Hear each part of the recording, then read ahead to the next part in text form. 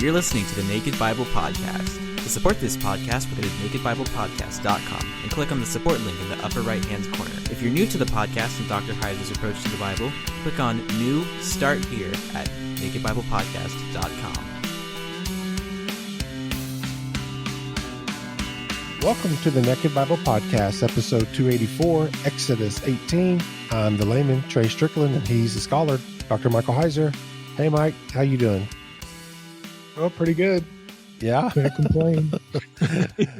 Even though sometimes I want to, I really can't. Football's almost starting, so I'm starting to perk up. So just knowing that that's around the corner. Is, Starting to perk up. Yeah. I know you don't like baseball. I mean, it's just like un-American. Yeah, I don't like baseball. I enjoyed playing it, and I enjoy going to the ballpark, every now and then, but I can't watch 100 and something games. It's like golf. It's just so slow. You can't watch it on TV. It's fun to play or go, but forget about it on TV. Yeah, well, I have MLB Network, man. I just game after game after game. You just have it on. Do you actually watch the games? Yeah. No, I listen to them. If something interesting happens, then I can flip over and watch, the video, replay it. But no, I listen to them. That's how I grew up, man. Sitting in the backyard or whatever. Yeah, no, that's true. Listening to baseballs. No, it is the American pastime. Emphasis in past, but that's fine. No, but I won't let my enthusiasm for that damper my desire to win the league again, the football league again this year. Well, that's good. How's your fantasy baseball team doing? Oh, the Naked Bible League, I did pretty poorly. I had a terrible start, but my two brothers' leagues, I'm in the playoffs there. So it's pretty sad that we have a Naked Bible baseball fantasy league, and I'm not even in it. That's how bad it is. But I don't. You don't like it. I know. That's what I'm saying. That's I'm not going to torture you. Yeah, that's bad. Set your lineups every day. You got to look at it every day. It's not like football. Now I can sympathize with all of our listeners who probably fast forward through our fantasy football talk, because I can sympathize with them about fantasy baseball talk. So I hear all you listeners out there who just hate our sports talk, but it is what it is. It's what we like, Mike. So I'm not going to apologize for it. So I take that back. It's the only thing that distinguishes me from a robot, I guess. A biblical robot. There you go. Well, how do we get baseball in Exodus 18? Did the elders all those guys, they play any kind of sports back then? No, we'll just say that baseball's older than football and therefore better. Did they have what kind of games did they have back in the ancient Israelite days? The only thing you really get in that sort of thing is like there's a game called Senet, it's known from Egypt. It was a board game. So they did have board games, but it's mostly stuff that you would do for fun that kind of mimics life skills. I imagine they played with animals and stuff like that, and balls are known, that kind of thing. So that's interesting. But there are no diamonds. There are no. It's not like you get these megalithic complexes where patterns are laid out on the ground with stone. We don't have any baseball diamonds, unfortunately. No sports betting, no wagering back then on sports. Oh, I'm sure they did that. Yeah, I'm sure that people bet on just about everything. Well, let's jump into Exodus 18.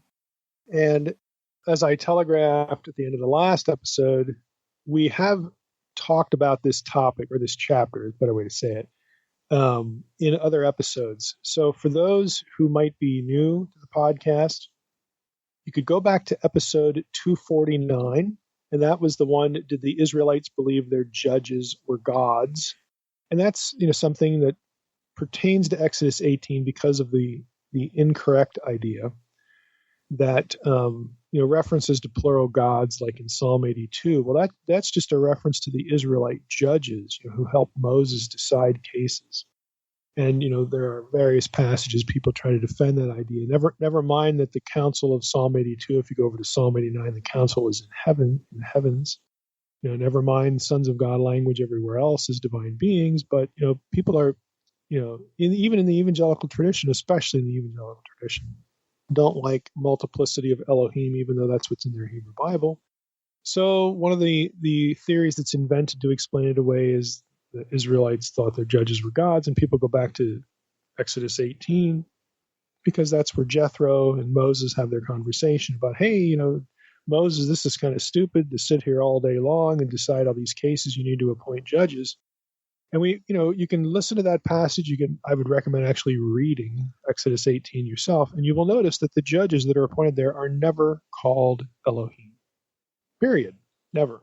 So you could listen to that episode for that point. You could also listen to episode 109, even further back. And that one is on Jesus' use of Psalm 82 in John 10. So it's called John 10, Gods or Men. And it taps into this idea of Psalm 82 talking about just people. So we hit Exodus 18 in both of those episodes. So what I'm going to do in this one is spend the time in our episode really it's going to be a topical episode, elders in the Hebrew Bible, elders in the Old Testament. And there's a lot more variety here. If we were doing books like historical books, Samuel or Kings or something like that, when you actually get into the titles of individuals in the bureaucracy, sometimes it really matters, to help understand sort of the Game of Thrones, even though I've never seen an episode of that show, but I'm going to use it because so many people know what it is. But the sort of the palace intrigue that goes on in the Bible, in different reigns, especially David and Saul, it helps to know who the players are and who they're not and where they overlap. And we're going to get into some of that in this episode with elders, because one of the articles I'm going to reference uses the episode with Absalom to kind of flesh out who the players are in that episode, and it helps us understand a little bit more about elders, at least one group of them. So we're going to do something topical this time because we've already covered the turf, the theological turf in this passage elsewhere. I do want to point out one thing though before we run into it. In Exodus 18, I'm going to just read the first 5 verses, and I'm going to go to the last verse because we have another issue here that makes a Sinai in Midian equation really difficult. Okay? So just a geographical note here. So Exodus 18 reads as follows. Jethro, the priest of Midian, Moses' father-in-law, heard of all that God had done for Moses and for Israel, his people, how the Lord had brought Israel out of Egypt. Now Jethro, Moses' father-in-law, had taken Zipporah, Moses' wife, after he had sent her home, along with her 2 sons, and the name of the one was Gershom, for he said, I have been a sojourner in a foreign land, and the name of the other, Eleazar, for he said, the God of my father was my help, and delivered me from the sword of Pharaoh. Jethro, Moses' father-in-law, came with his sons and his wife to Moses in the wilderness where he was encamped at the mountain of God. I'm going to read that over again. Jethro, Moses' father-in-law, came with his sons and his wife to Moses in the wilderness where he was encamped at the mountain of God. Now let's go down to the last verse of Exodus 18. So in the meantime, we're going to get this conversation, and I'll read that when we get into the elders thing here in a moment. But the last verse says this. Then Moses let his father-in-law depart, and he, Jethro, went away to his own country. That tells you that where they were at the mountain of God is not in Midian proper, because Jethro goes back to Midian. First 5 verses, Jethro comes from Midian, and now he goes back to Midian. So the Sinai Midian equation there has a rough time with that. You got to do something with that. And we're not going to spend yet another episode on location of Sinai, but there you go. Now in Exodus 18, Jethro comes. He greets Moses, blessed is the Lord, blessed be Yahweh, verse 10, who has delivered you, out of the hand of the Egyptians and the hand of Pharaoh, so on and so forth. So they have a nice get together. In verse 13, the next day Moses sat to judge the people. And the people stood around Moses from morning till evening. When Moses' father-in-law saw all that he was doing for the people, he said, "What is this that you are doing for the people? Why do you sit alone and all the people stand around you from morning until evening?" And Moses said to his father-in-law, "Well, it's because the people come to me to inquire of God. When they have a dispute, they come to me, and I decide between one person and another, and I make them know the statutes of God and his laws." Moses' father-in-law said to him, "Boy, you're dumb." Yeah, that's my translation. He says, "What you're doing is not good. You and the people with you will certainly wear yourselves out, for the thing is too heavy, okay, for you." And again, we kind of know the rest of the story. Now, what I want you to notice, I'm going to go back up to verse 12. Catch this. Jethro, Moses' father-in-law, brought a burnt offering. They have a nice get-together and sacrifices to God. And Aaron came with all the elders of Israel to eat bread with Moses' father-in-law before God. And then the next day Moses sat to judge the people. See, the elders and the judges that are going to be appointed in this passage are two separate things. They're two separate bodies. The elders already exist. We're going to see that today. The people who are appointed here are called judges. They make judicial decisions. Okay, so he gets this idea from Jethro. Jethro says, "Hey, verse 21, look for able men from all the people, men who fear God, who are trustworthy and hate a bribe, and place such men over the people as chiefs of thousands, of hundreds, of fifties, and of tens. And let them judge the people at all times. And every great matter they shall bring to you, but any small matter they shall decide themselves. So it'll be easier for you, and they will bear the burden with you. If you do this, God will direct you. You will be able to endure, and all this people also will go to their place in peace." And then Moses does that. So that's what Exodus 18, gives us, the backstory to how we get judges, these people who have judicial authority in Israel. Now, what we're going to find as we get into the issue of elders is that it's not that neat of a division. You're going to see the elders have this authority as well. You say, well, how does that work? Like, why is there overlap? We're also going to see there's more than one group of elders. So it can get a little muddled as to what's going on here. But this episode will take us a little bit into sort of how Israel as a people, dare I say a country or something like that, or just as a people, how it was run. And there's a really important point of demarcation here. There's how things went before the monarchy and how things go after the monarchy. So once you get a king, things change. Everything is run through the bureaucracy of the king. He has his own bureaucratic ways of dealing with things. Now, he's going to have to deal with what has gone before, but the power of the elders and the judges, but especially the elders, is going to fade. It's going to decrease once you get into the monarchy. But let's just start with the terminology generally. And on the episode website, I'm going to have a couple of documents. One is just going to be a lot of references to the term elder so that you don't have to look them up. I'm going to try to do some summary here, but you can refer to the document later on. Again, if you want the information, you can have it there. But generally, the term for elders, zekanim in Hebrew, the plural, it can mean old men, just guys that are old. But its use overwhelmingly points to a social political class, and again, more than one, that had some sort of governing function in ancient Israel. What I mean by more than one is that we're going to see that there are tribal elders and clan elders, and then there are elders that are going to be sort of in a different kind of group that are composed of, in some cases, those other elders, in some cases not. Again, it's a little muddy. Elders, though, are mentioned nearly 150 times. Occasionally, the context is another country besides Israel. Genesis 50, verse 7 talks about the elders of Egypt. Okay, and Numbers 22 is another one for the Moabites. But typically, the references are overwhelmingly to elders in Israel. Now, just to give you a few examples here, some sample references. There are general references to elders of Israel, Exodus 12:21, Exodus 24:1, Leviticus 9:1. I mean, there are lots of these again, and you can use the handout, the document for this.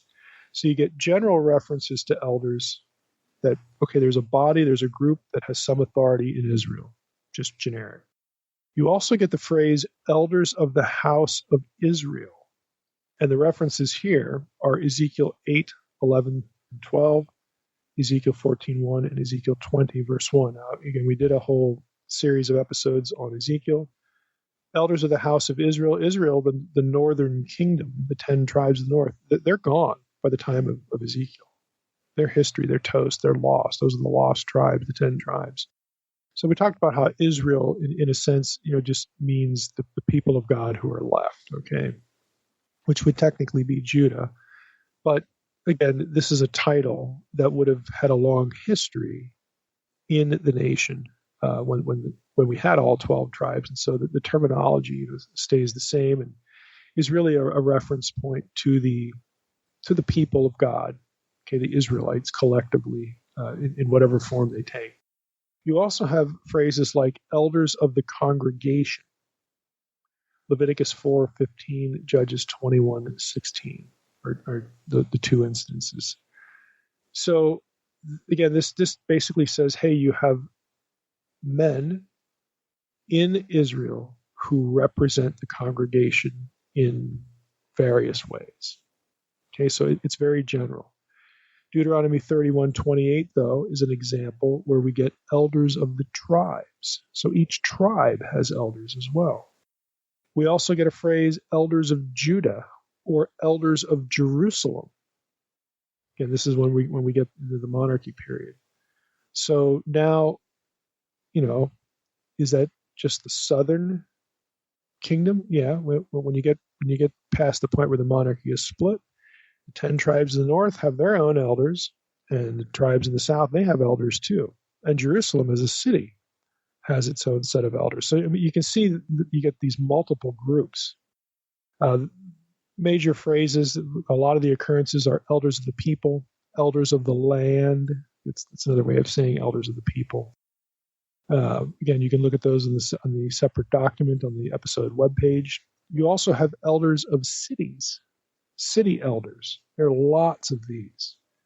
So what you have is you have the same term being used of national representation, tribe representation, clan representation, city representation, and even in the days of the divided monarchy, both kingdoms, their representation. The same terms applied to all of them. So sometimes there could be overlap, sometimes there won't be, and sometimes, I would say most of the time, you don't know which group really is even being talked about. There are lots of different elders here. So you say, well, who cares? Why point it out? Well, I point it out for this reason, because there are some theologians, biblical scholars, Bible students that will, in an effort to articulate or flesh out the role of elders in churches, will indiscriminately pull passages in the Old Testament that talk about elders and use that information. I'm sorry, but local churches are not theocracies. Okay, they are not the northern kingdom or the southern kingdom. They are also not tribes and clans. Okay, so you need to exercise a little more care than you might think on occasion to try to determine the best you can. What is the context? What kind of elder are we talking about in the Old Testament at any given verse that we might want to use to explain to our people what our elders in church do? You can't just pull them all, because they had different roles. And some of those roles are national political roles, or maybe advisor to kings roles that aren't really going to overlap to the care of sheep in the local church. So again, I'm not going through a host of these. I mean, there are 150 of these. You can look them up yourself. again, or use the sheets for some of the ones that have multitudes of hits for the phrase. But I'm just pointing out that we need to exercise a little bit of care here, because elders doesn't always mean the same group in the Old Testament. You got 5 or 6 groups. They all have different spheres of authority for what they're doing. So let's be a little careful. A few more phrases.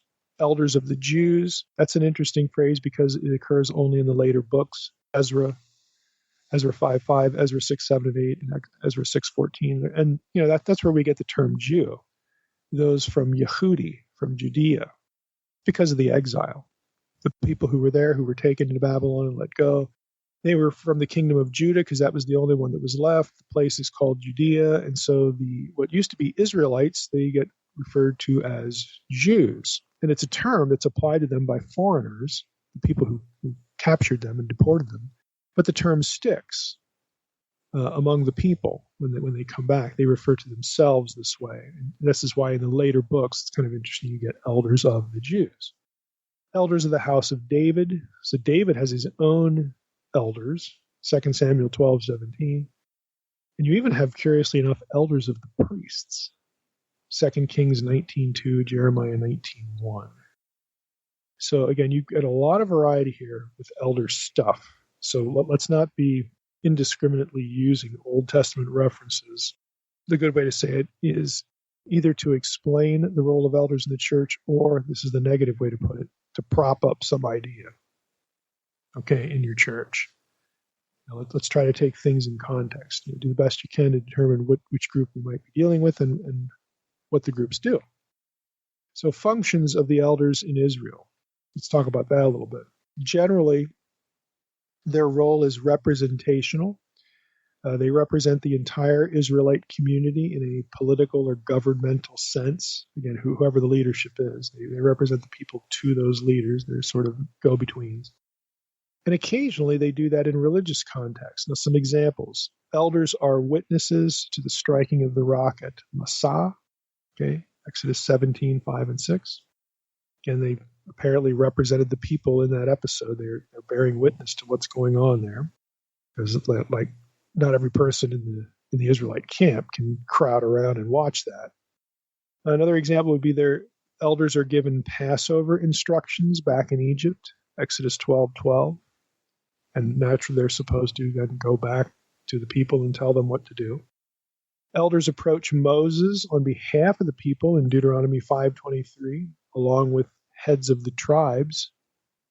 So this is curious. Again, you have tribal elders and you also have heads of tribes. So now we have a different phrase. Well, what's the difference? Are they the same? Two ways of referring to the same bunch? Well, it's hard to know, because sometimes you could say that, you could read that in a passage. Other times they seem to be just distinct groups. Again, it's hard to know. The elders of Israel ask Samuel for a king. 1 Samuel 8, when Samuel gets the request, it comes from the elders of Israel. Psalm 107:32 seems clearly a representational body, but it also is likely about decision making. Let me go to that passage, Psalm 107:32, and just read that to you. It's kind of an interesting verse.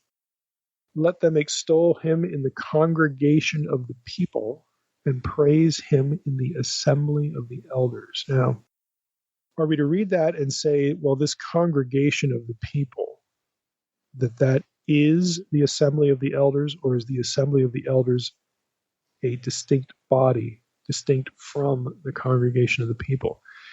And again, this is the kind of verse that becomes important when people are trying to discern whether Israel had any sense of representative democracy in, biblical Israel. Certainly when it comes to the monarchy, the answer to that is going to be, no, not really. I mean, you're going to have elders representing the people, sure, but a monarchy is a monarchy.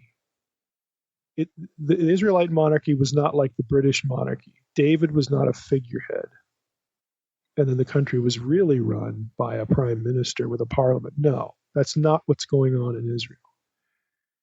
You don't have any sense that the next king didn't need to be a lineal descendant from David or from the previous dynasty. And the people don't have a say in that. Monarchies are monarchies in the ancient world. They're not modern, sort of constitutional monarchies. We don't have that in Israel. Nevertheless, you do have phrases like this: congregation of the people, assembly of the elders. So there's two ways of referring to the same thing. In other words, it's still a small group of guys, and they represent the people. Or do the people have something else? Some other means of representation. The answer to that seems to be no. That the representation of the people in whatever era is going to be through this small group. And again, it's not like they have elections every 2 years, for this group. It's not like we have today. We don't have a representational democracy in Israel. We do have representation through a group of elders. And again, once you get to the monarchy, you've got kingship and the bureaucracy and the army and all that kind of stuff.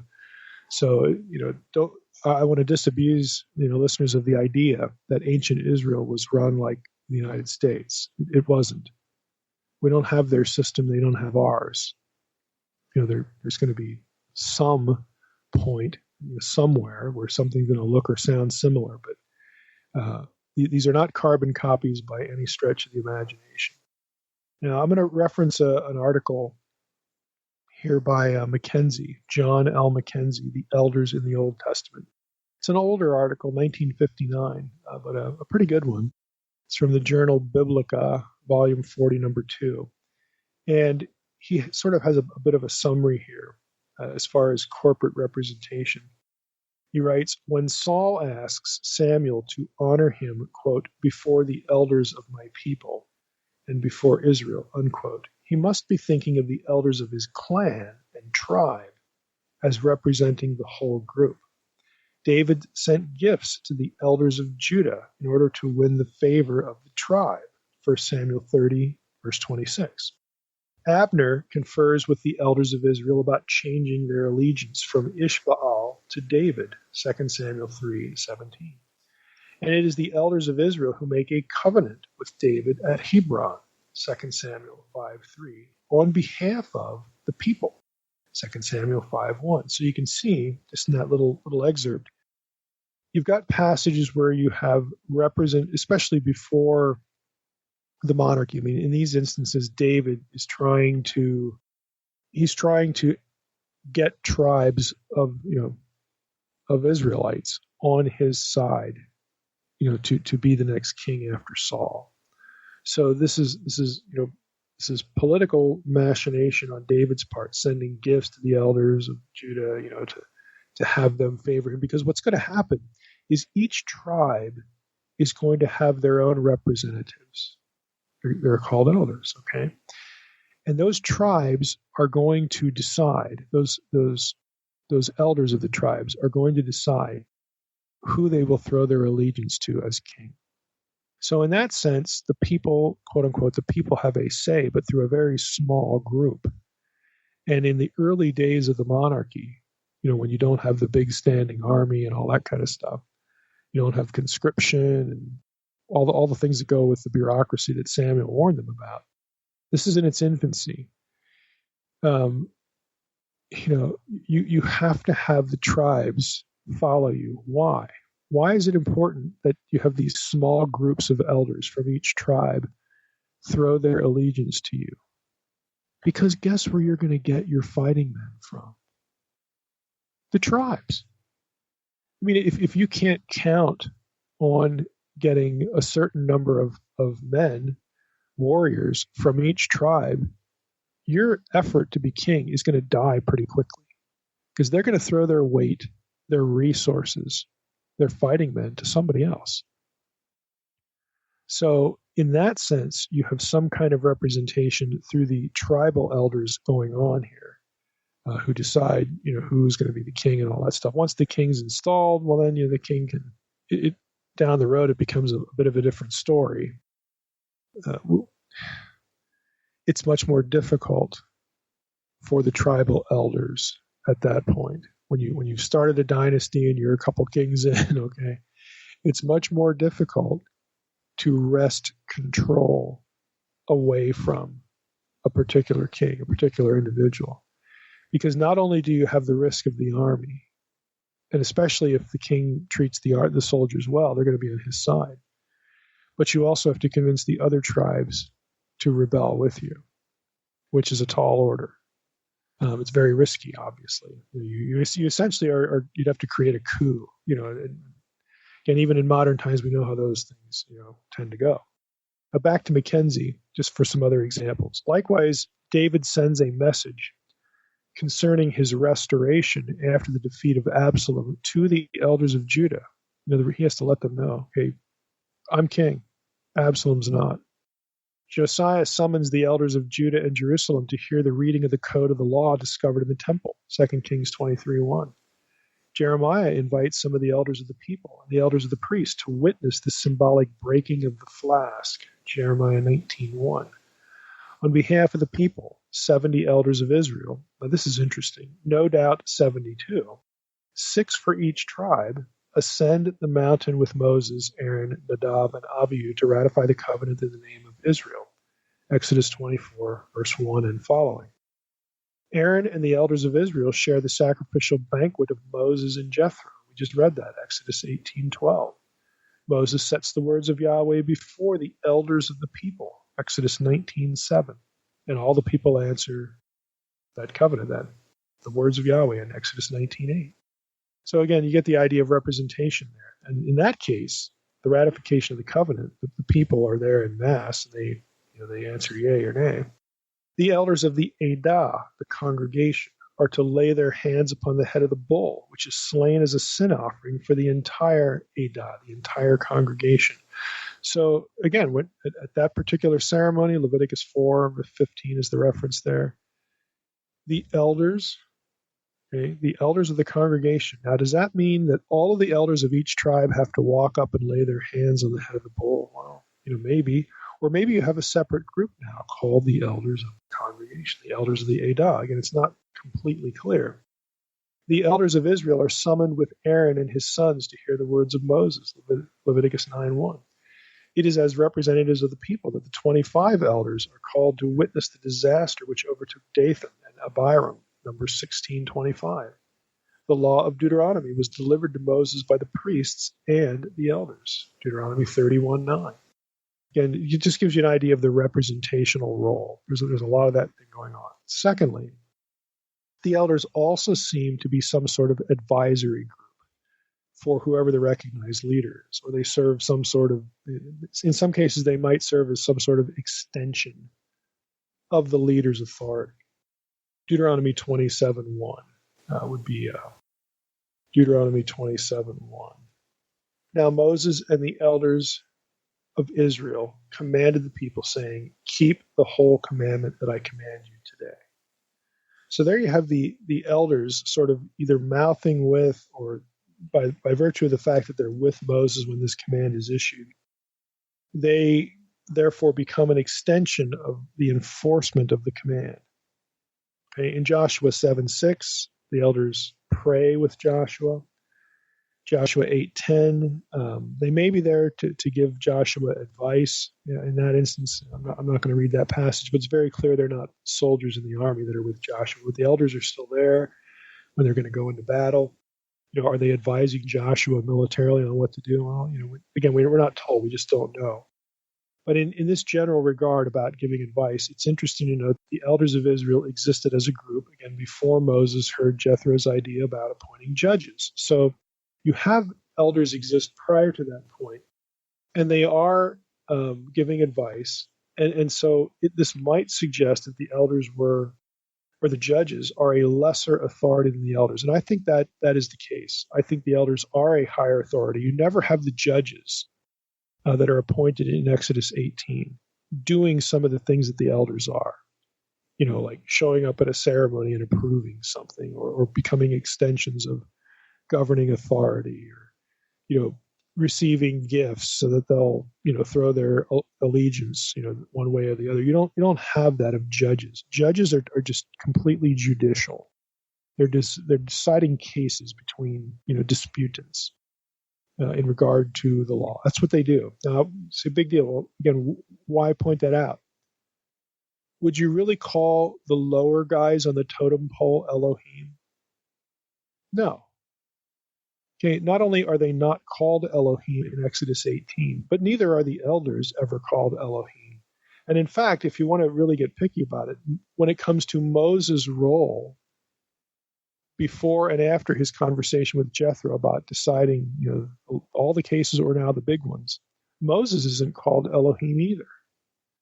The only place we get that language of Moses is when it's Pharaoh, when God says, "Look, you're going to be like Elohim, Pharaoh. Like I'm the one who's instructing you. You're going to be the one instructing Pharaoh. That sort of thing, and showing power and whatnot. We talked about that when we hit that language earlier in the book of Exodus. So it doesn't make much sense, again, to view the judges that are appointed in Exodus 18 as Elohim, because they're even lower than the elders. That just doesn't make any sense. Third, elders are authorized to go beyond advice to making decisions in some cases on behalf of the people. This relates a bit to the earlier category of representation, but there are some verses that clearly have them making decisions or participating in decisions. So let's go to Judges 8 for one of these. And I'm not going to read all of them, but we'll go to Judges 8. There are a couple of interesting ones here, where we get the elders doing something here that really amounts to making a decision. I'm going to start in verse 4 here. And Gideon came to the Jordan and crossed over, he and the 300 men who were with him, exhausted yet pursuing. So he said to the men of Sukkot, "Please give loaves of bread to the people who follow me, for they are exhausted. And I am pursuing after Zebah and Zalmunna, the kings of Midian." And the officials of Sukkot said, "Are the hands of Zebah and Zalmunna already in your hand, that we should give bread to your army?"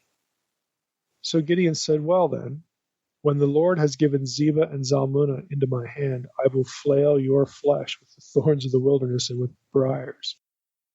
And from there he went up to Penuel and so on and so forth. Now, so Gideon shows up at this particular place and he asks for food, for the men who are with him. Now, the elders aren't mentioned there, but if we go down to verses 14 to 16, actually, I'll start in verse 13 here. Then Gideon, the son of Joash, returned. This is after he defeats Zebah and Zalmunna.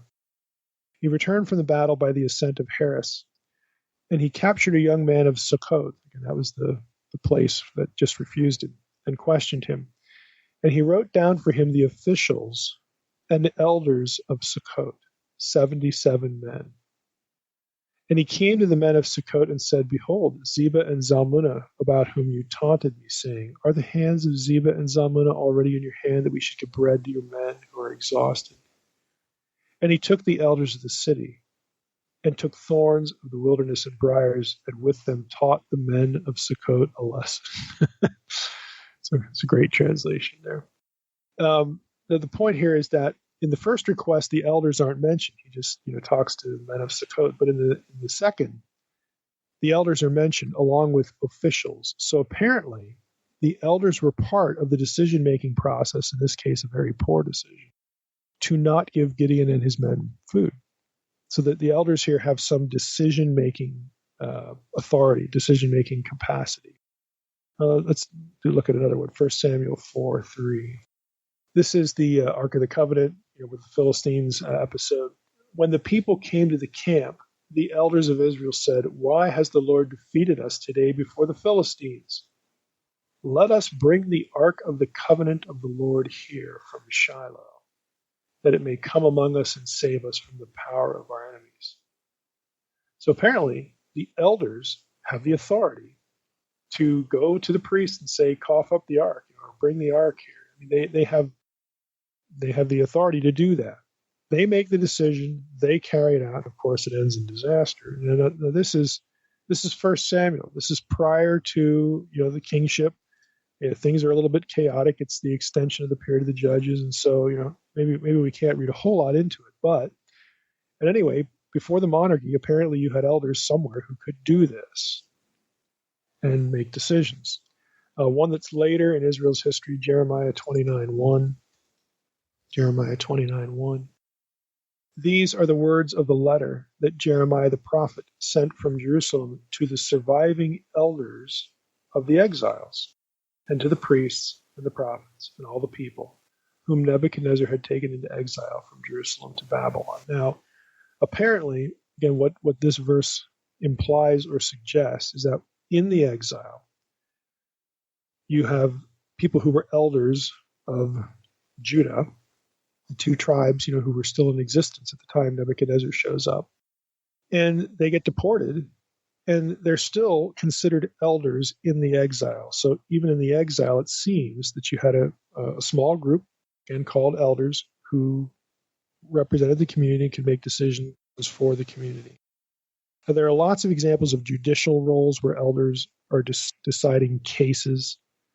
Deuteronomy 19:12. Just read maybe one or two of these. Deuteronomy 19:12. I'll go back to verse 11. But if anyone hates his neighbor and lies in wait for him and attacks him and strikes him fatally so that he dies, and he flees into one of these cities, the cities of refuge, then the elders of his city shall send and take him from there and take him over to the avenger of blood so that he may die. Again, they're giving him up here. So here, maybe these aren't the avengers, the cities of refuge. I'd have to read the whole passage here. It's talking about three other cities.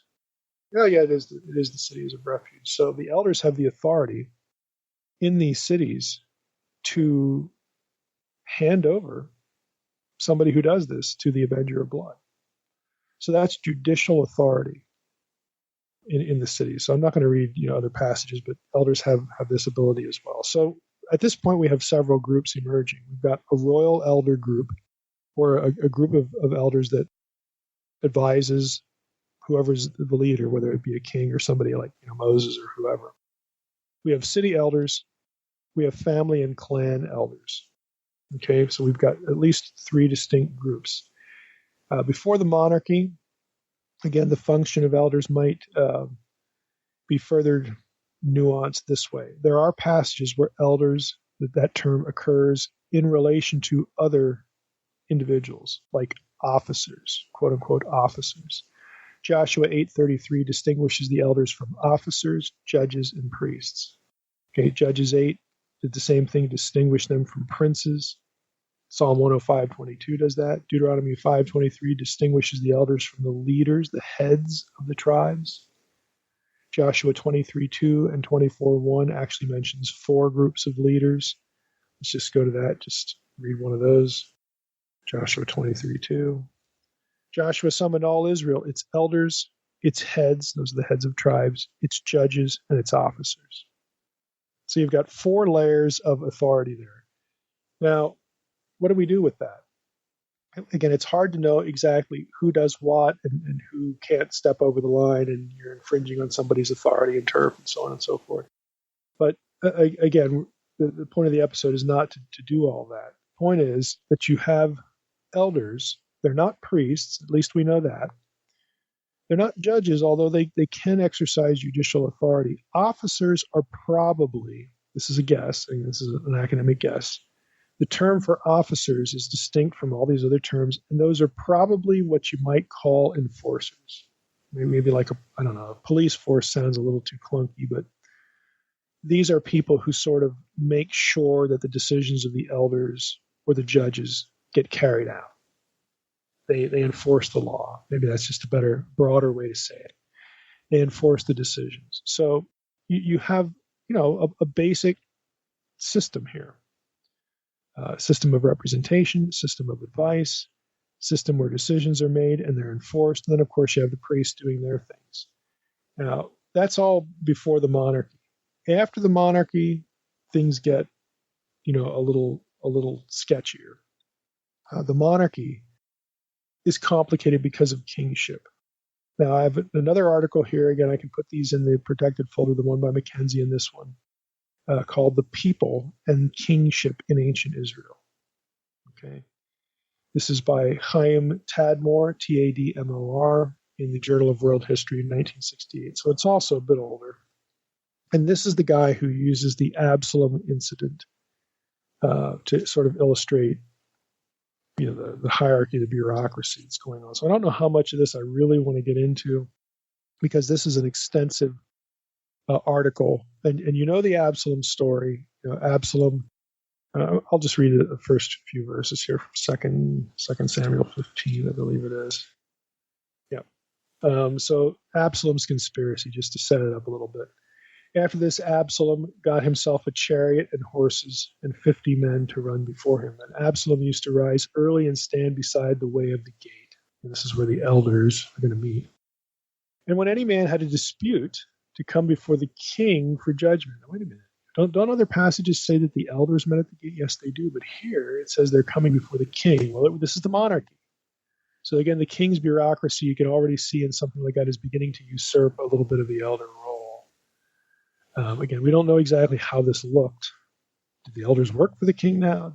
Are they getting usurped? Again, we can't really tell.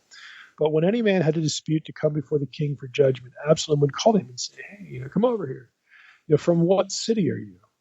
And when he said, your servant is of such and such a tribe in Israel, Absalom would say, see, your claims are good and right.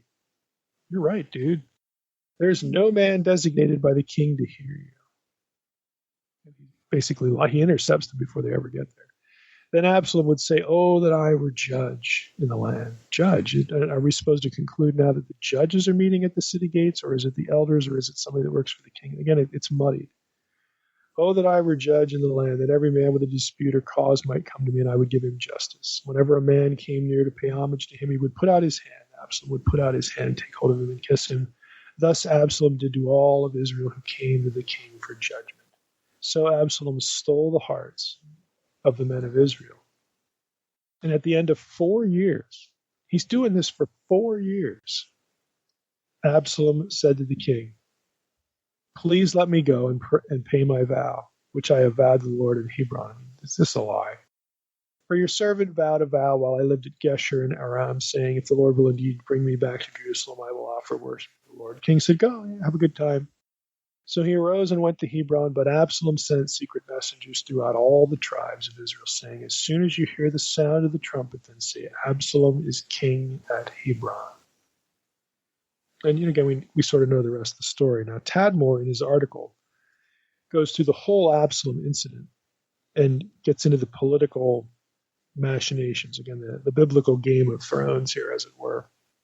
He writes this: the forces arrayed behind Absalom are generally designated the elders of Israel and the men of Israel. Two groups, okay? At the very beginning of the revolt, David is told, the hearts of the men of Israel are after Absalom. When David flees from Jerusalem and Absalom comes to the city, all the people, the men of Israel, quote unquote, will come with him. 1 Samuel 16:15. It is before the king and, quote, all the elders of Israel, unquote, that Ahithophel gives his advice about how to capture David. And it is before Absalom and, quote, all the men of Israel that Hushai the Archite gives his advice to the contrary. Absalom and, quote, all the men of Israel crossed the Jordan in pursuit of David, 1 Samuel 17:24. Absalom's camp is referred to in shorter form as Israel, 1 Samuel 18:6. So the people, i.e., David's army, went out into the field against Israel. It is clear that the elders of Israel and the men of Israel are not used synonymously here, but that there is a clear distinction between them. Whereas the king and the elders of Israel accepted the advice of Ahithophel, the men of Israel rejected it. This then was a higher authority. Okay, so the men of Israel are higher authority. Well, who are the men of Israel? We'll get to that in a moment. This then is a higher authority which could overrule the decision of the elders. The men of Israel constituted a broader body than the elders, not only in name but also in substance. Who did the men of Israel encompass in this case? Again, let me just stop here. You can see already that in the monarchy there's this different group that has the greater authority. Who are they? It cannot be assumed that the references to the heads of the clans or to the tribal notables, since these seem to be identical with the elders of Israel, or at least the two overlapped to a large extent. The comprehensive definition of the concept, the men of Israel, is clearly emphasized, for example, in the words of Hushai the Archite, 1 Samuel 16:18, quote, "And this people and all the men of Israel," unquote. Now, the only body before which David was likely to have fled from Jerusalem with his professional army when news of the rebellion reached him could only have been the other army. We will thus not err in proposing that men of Israel was the army of Israel. This assumption explains why the men of Israel accompanied Absalom when he entered Jerusalem, and why it was that body, rather than the elders of Israel, that later crossed to Transjordan to fight against David. 1 Samuel 17:24. Absalom passed over the Jordan, he and all the men of Israel with him. On the basis of this distinction, we can understand the contrast between the nature of the counsel of Ahithophel, the moving spirit behind Absalom's revolt, and that of his rival, Hushai the Archite, David's fifth column. Ahithophel's advice. Okay, he opposes Ahithophel's advice. "Let me now choose out 12,000 men, and I will set out and pursue David tonight." That's 1 Samuel 17:1. That advice was meant to give an all-Israel expression to the war against David, since the intention was 1,000 men from each tribe, 12,000 men. Ahithophel's aim was a quick action to capture David alone without touching the people who were with him.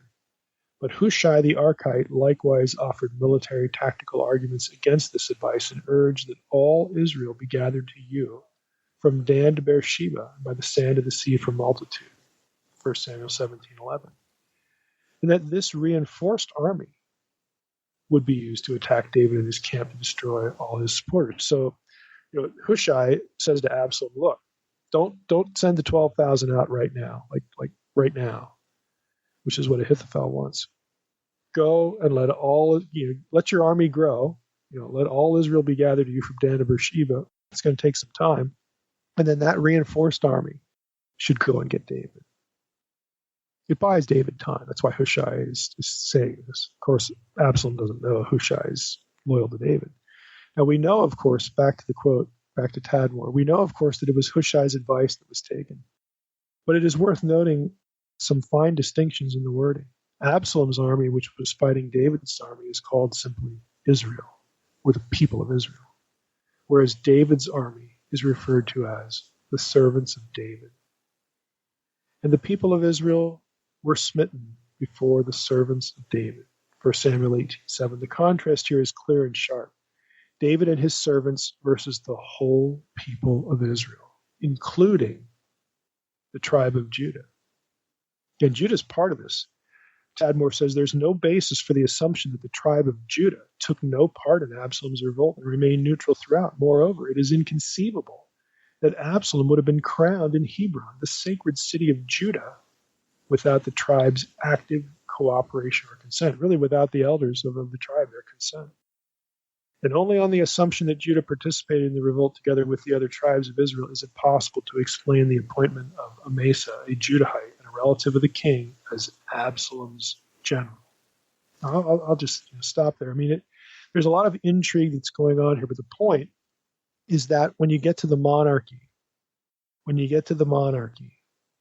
it's the army that calls the shots. You've had representation, and in the best of circumstances, the representation is honored by the king. And Absalom uses the old institutions, the elders by the gate, the judges by the gate. He uses them over the course of 4 years to have them throw their weight behind him when he goes to Hebron under ostensibly one reason, but of course his reason is to launch the coup. So he uses the old institutions to ingratiate himself and get into power. But when push comes to shove, you don't succeed in a coup through democracy. That's not how it works. And he's so effective at it that even the tribe of Judah, David's own tribe, is against him. in the whole thing. Now, again, we know the rest of the story. We know Absalom's revolt fails, so on and so forth. But you can already see that eldership in a monarchical setting starts to sort of give way to power. As far as how this relates to our own considerations here in Exodus 18 for our purposes, and the things that I want to just point out as we wrap up here is that Exodus, and what it describes is obviously long before the monarchy in the biblical storyline. The elders existed prior to the appointment of judges in Exodus 18. So if we're going to be precise in our language, Exodus 18 isn't about appointing elders, it's about appointing judges. In addition, the men appointed at the suggestion of Jethro don't seem to be tied to specific tribes. They're not like the elders. You have elders of the individual tribes. These are just, again, random individuals that fear God and won't take bribes and so on and so forth. So they're different from the elders. The judges in Exodus 18 are different from the elders, but nobody's called Elohim. And in fact, the judges have a lesser status. They are not decision makers. They are adjudicators. They don't, if we can use our own judicial system, Congress in the United States anyway, Congress, and the court system. The judges don't make laws; they interpret them. That's what they do. They make decisions. Okay, so that's what the judges are doing, in Israel. The ones who are participating, at least in theory, at least especially before you get a monarchy, in laws would be the elders. Now, granted, we have the giving of the law in Exodus. That's going to happen in Exodus 20. Later chapters in Exodus are going to expand upon the original commandments. You're going to have case law that develops. Okay, we don't know if the elders directly had a hand in any of that, or how that all sort of came to be in the biblical storyline. But we do have, indications in a few passages where elders do participate in making decisions. So in theory, there could have been some participation there with making law. If anybody enforces the law, it's going to be the, quote, officers in Israel. They're the ones that are going to be charged with doing this. The priests, of course, are off doing their own things. They can police, the laws that pertain to them, obviously. But so we're talking about a civil situation here. But again, the guys appointed in Exodus 18 are lower level than the lawmakers. We'll just make that general statement. They're also lower than the priesthood, and they are not called Elohim. They're important, but they have a lower level. They are referred to consistently, again, by judging terminology. Second thing, let's go back to this 70 thing. It's kind of interesting. The men appointed in Exodus 18 referred to by judging terminology. They're called judges, either the noun or the verb or the participle. Okay, the judging words in Hebrew. They have a judicial role, something elders might do, but for the most part, the judges are going to be doing this. So at this point, you could say the elders are tribal leaders because the judges aren't said to be specific tribal leaders. They're not even said to be from specific tribes. So the elders are the tribal leaders, the judges are underneath them. And it's kind of interesting, though, that the elders as tribal leaders, the Mackenzie's article that I read from suggested that there would have been 72. Even in Exodus 24, they're numbered at 70. Some scholars say, well, that's not 70 is probably a rounded number because 72 would mean 6 from each tribe. You have equal representation. Blah blah blah blah blah. It's interesting if you go with the Septuagint in the table of nations, you get 72 there instead of 70. And so, if you went with the Septuagint, you would have 7, and you bought this idea 6 from each tribe. You'd have 72 representatives in Israel, and you'd have 72 nations in the table of nations. They would sort of mirror each other. It's kind of interesting whether that's true or not. Who knows? On the flip side, if you just go with the 70, okay, 70 nations in Genesis 10, and you go with the 70 elders in Exodus 24, you still have a mirror, regardless of the math. How do we know there was any concern that each tribe has the same number? We don't. That's just something scholars like to argue about and assume. We don't. But there seems to be some sort of mirroring going on here between the nations who are outside of Israel and who, of course, by covenant with Abraham, by covenant with Israel, then they're going to be brought back into the fold, into the family of God. There seems to be some mirror opposition between that number and the number of elders, like equal halves of the same family. And think cosmic, theological, these kinds of terms. The numbers might be useful for transmitting the idea that both Israel and the nations are two equal halves of the same family, just by virtue of the numerical structure. Again, just something interesting to think about. Third, duties of the men appointed in Exodus 18, judging, are not going to be the same as later judges in the period of judges, who are military deliverers, and they sort of operate alone. You don't have a committee. You have Gideon, Samson, Jethro, all these guys. They're not operating by committee, and they're military leaders. So just because the same term is used of the leaders in the period of the judges, don't assume that there's a one-to-one or equivalent relationship here. It's not really the case. The judges, again, of Exodus 18, again, they're low-level judiciary authorities. They are not military deliverers. And then lastly, again, just to reinforce the point again, in no case is any official in Israel called Elohim. None of these are called Elohim. There is no group of human authorities in Israel that is ever called Elohim.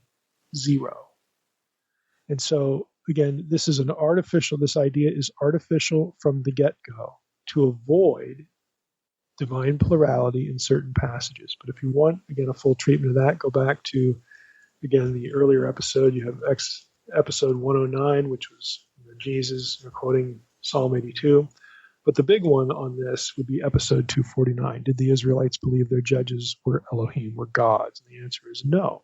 But you get a full treatment of that subject there. So, again, for our purposes here, and just wanted to do a topical episode. What were elders? What do they do? How many different groups are there? I mean, it's a lot more complicated than you would think. And the takeaway for us, again, today is in churches, again, where we have, elder rule, elder authority, if your church does, then, this is going to be pertinent. If it doesn't, well, then I think you can still take the principle. We are wise to not just indiscriminately go to the Old Testament, pull out the word elder, and then say, well, this is for the church. Okay?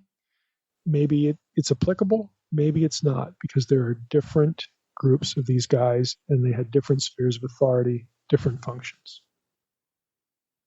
All right, Mike, that was very interesting. Next week's going to be interesting as well, because we're going to be talking about Satan with Archie Wright, who was at our first Naked Bible Conference last year. So it'd be interesting. I think he's got a new book about it coming out. So be looking for that. We'll take a break with Exodus. Then after that, we'll pick back up in Exodus 19. And we're getting close to the 10 Commandments. Yes, we are.